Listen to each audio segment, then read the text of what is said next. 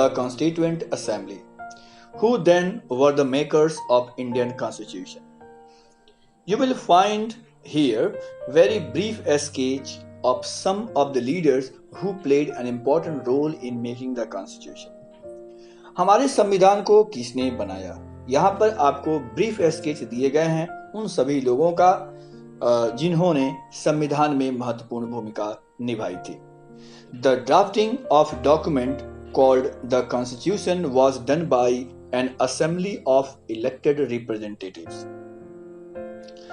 संविधान के ड्राफ्टिंग करने का कार्य एक चुने हुए रिप्रेजेंटेटिव्स के असेंबली को दिया गया and it was called Constituent Assembly. इसे Constituent Assembly कहा गया। Elections to the Constituent Assembly were held in July 1946.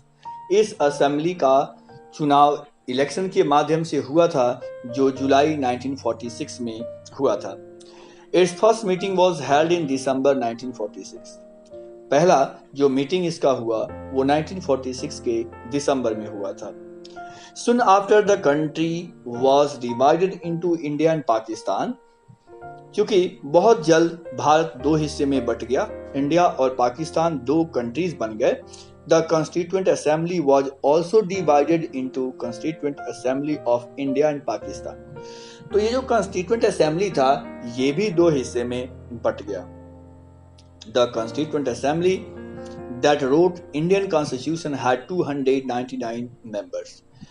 Bharat के संविधान लिखने के लिए जो कॉन्स्टिट्यूएंट असेंबली थे उनमें मेंबर्स की संख्या 299 थी, one less than 300. The assembly adopted the constitution on 26 November 1949. Constitution 26 नवंबर 1949 को बन करके तैयार हो गया, but it came into effect on 26 जनवरी 1950. लेकिन यह 26 जनवरी 1950 ईस्वी को प्रभाव में आया। We celebrate January 26 as Republic Day every year. और हम सभी जानते हैं कि 26 जनवरी को रिपब्लिक डे के रूप में हम मनाते हैं इसी संविधान के लागू होने के उपलक्ष्य में। यानी यह वो दिन था जब हम फुली डेमोक्रेटिक रिपब्लिक बन गए। Why should we accept the constitution made by this assembly more than 6 decades ago? आखिर हमें इस संविधान को क्यों फॉलो करना चाहिए जिसको उस असेंबली ने बनाया जो लगभग 60 साल पहले बना था। We have already noted one reason above. This constitution does not reflect the views of its members alone.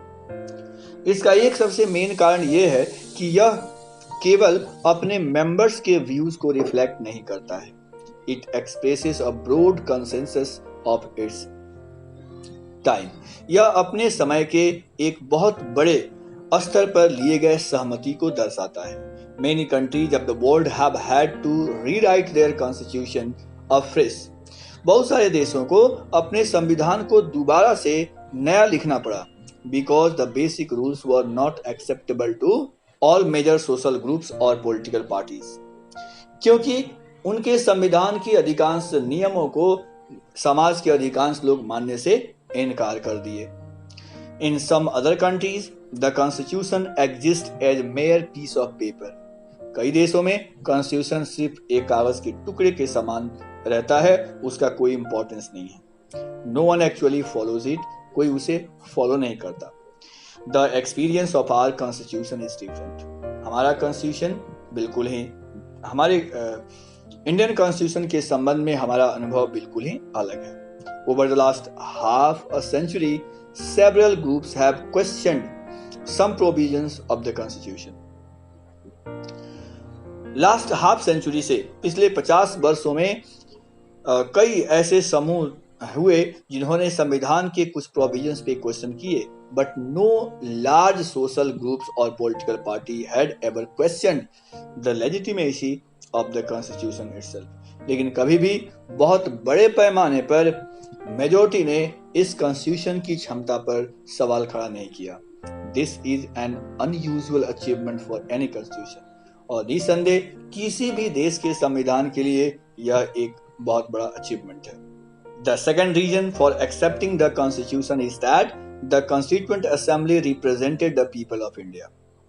दूसरा कारण संविधान को एक्सेप्ट करने का है कि जिन लोगों ने कॉन्स्टिट्यूएंट असेंबली में रहते हुए संविधान को बनाया वे भारत के लोगों को रिप्रेजेंट कर रहे थे। There was no universal adult franchise at that time. उस समय यूनिवर्सल एडल्ट फ्रेंचाइज नहीं था, so the Constituent Assembly could not have been chosen directly by all the people of India. इसलिए यह संभव नहीं था कि भारत के हर व्यक्ति मिल करके डायरेक्ट वोटिंग सिस्टम के द्वारा कॉन्स्टिट्यूएंट असेंबली के मेंबर्स का चुनाव करें। It was elected mainly by members of existing princely legislatures that we mentioned above. तो ये लोग पहले से जो प्रोविंशियल लेजिस्लेचर्स एग्जिस्ट कर रहे थे उन मेंबर्स में से चुने गए थे। This ensures a fair geographical share of members from all regions of the country. तो हम कह सकते हैं कि यह पूरे देश के भिन्न भिन्न क्षेत्रों से एक सही तरीके से चुने हुए लोगों का ये समूह थे। The assembly was dominated by Indian National Congress. Assembly में नेशनल कांग्रेस का डोमिनेशन था। The party that led India's freedom struggle, और ये वो पार्टी थी जिसने भारत की आजादी की लड़ाई को लीड किया था। But the Congress itself included a variety of political groups and opinions. Congress ने बहुत सारे प्रकार के ग्रुप्स को और विचारों को शामिल किया। The assembly had many members who didn't agree with the Congress. इन लोगों में बहुत सारे लोग ऐसे भी थे जो कांग्रेस से सहमति नहीं रखते थे। In social terms to the assembly represented members from different language groups, caste, classes, religions and occupations. इस असेंबली में रहने वाले लोग विभिन्न धर्मों से थे, विभिन्न भाषाओं से थे, विभिन्न जातियों के थे, विभिन्न क्लासेस से थे और अलग अलग ऑक्यूपेशन से जुड़े हुए लोग थे।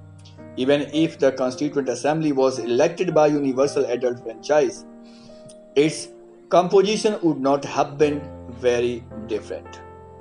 यहाँ तक कि कॉन्स्टिट्यूशन असेंबली को अगर यूनिवर्सल एडल्ट फ्रेंचाइज के माध्यम से, यानी जिस तरह का वोटिंग सिस्टम आज है उस तरीके से भी चुना गया होता तो इसके बेसिक स्ट्रक्चर में कोई बहुत बड़ा परिवर्तन नहीं होता। Finally, the manner in which the Constituent Assembly worked give a sanctity to the Constitution.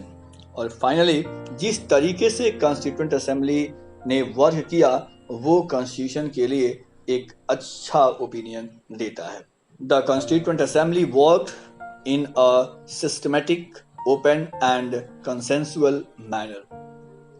जो कॉन्स्टिट्यूएंट असेंबली थी उन्होंने बहुत ही सिस्टमैटिक ढंग से, बहुत ही ओपन तरीके से अपने कार्यों को किया। First, some basic principles were decided and agreed upon. पहले कुछ बेसिक प्रिंसिपल डिसाइड किए गए और उन पर लोगों की सहमति ली गई।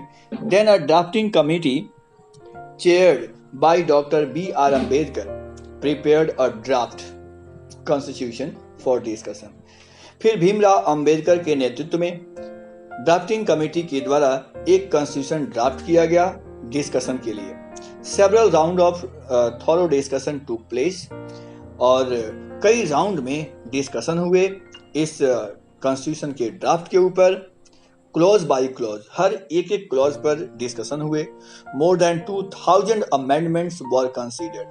2000 से ऊपर अमेंडमेंट किए गए। The members deliberated for 114 days spread over 3 years, और पूरे 3 साल में 114 डेज तक लोगों ने वर्क किए और तब जाकर यह कॉन्स्टिट्यूशन बना था। Every document presented and every word spoken in the constituent assembly has been recorded and preserved. Constituent assembly के द्वारा एक एक शब्द जो बोले गए या जो लिखे गए उन सभी को रिकॉर्ड किया गया है और सभी को प्रिजर्व करके रखा गया है। These are called constituent assembly debates. इसको कॉन्स्टिट्यूएंट असेंबली डिबेट्स कहा जाता है। When printed, these debates are 12 bulky volumes, और जब इसे प्रिंट किया गया यह 12 बल्कि वॉल्यूम्स यानी 12 बड़े बुक्स के रूप में है। These debates provide the rationale behind every provision of the Constitution. यह कॉन्स्टिट्यूशन के हर एक प्रोविजंस को जस्टिफाई करता है. These are used to interpret the meaning of the Constitution. और हमारे कॉन्स्टिट्यूशन या इसके रूल्स को इंटरप्रेट करने में काफी मदद करता है.